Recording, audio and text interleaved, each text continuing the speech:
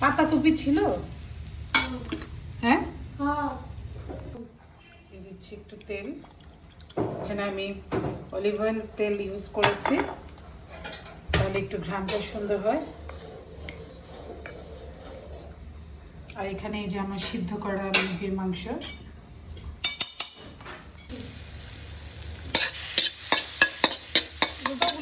দিয়ে দাও আস্তে আস্তে দিয়ে দাও, ওগুলি দাও, পেঁয়াজ পাতাটা দাও, মাংসটা দাও,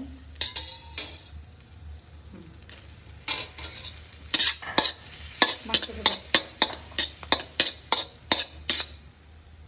অল্প একটু,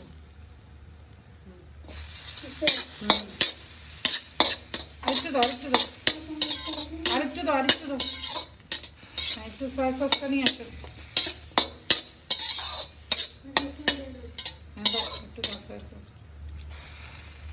মুখে দিয়ে ভাতটা দেখো তো লবণটা কিরকম আছে।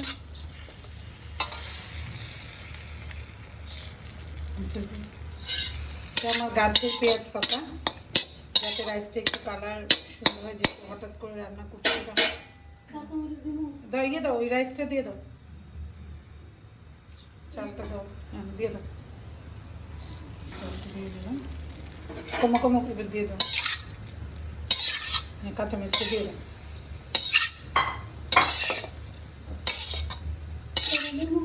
দিয়ে দেবো, হ্যাঁ কাঁচামরিচ দিয়ে দেবো।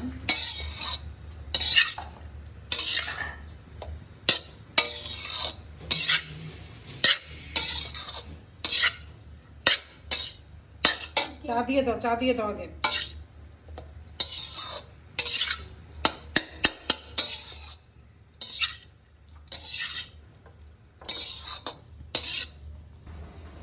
আমরা এখানে 1 পট পোলাও চালকে 70% সিদ্ধ করে নিয়েছি, এরকম ঝরঝরা হবে। তো এটার মধ্যে এখন আমি দিয়ে দিচ্ছি গোলমরিচ বের করো, একটু সাদা গোলমরিচ দিয়ে দিচ্ছি,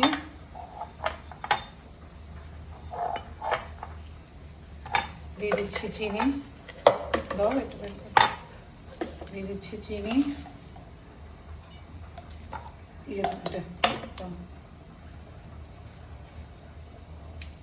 দিয়ে দিচ্ছি একটু সয়া সস,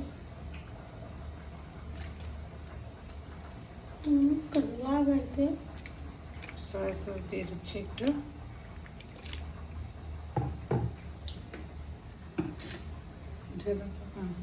দিয়ে আমরা এইভাবে করে নেড়ে নেড়ে ভাতটাকে এভাবে একসঙ্গে দিয়ে দিচ্ছি।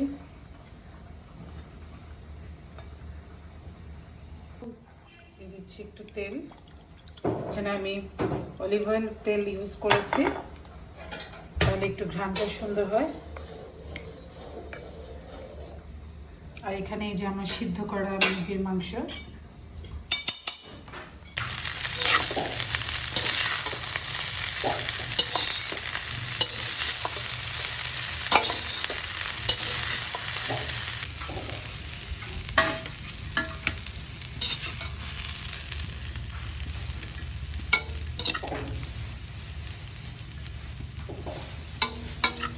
পাতা টুপি ছিল,